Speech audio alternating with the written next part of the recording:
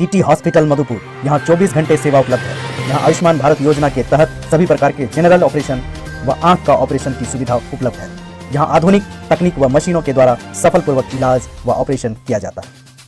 Well news .today में आपका स्वागत है। मैं हूं प्रदीप राज और आप देख रहे हैं वेल न्यूज .टुडे। आइए नजर डालते हैं आज के प्रमुख खबरों पर।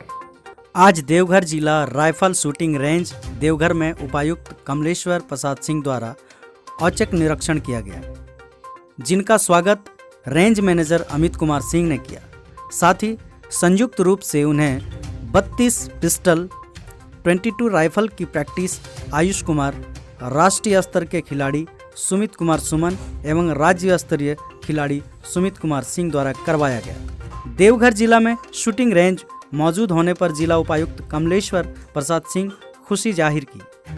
साथ ही जिले के खिलाड़ियों को अधिक से अधिक संख्या में शूटिंग नामांकन कराने हेतु प्रेरित किया। बहरहाल देवघर जिला उपायुक्त निशानेबाजी का लुत्फ उठाते नजर आए।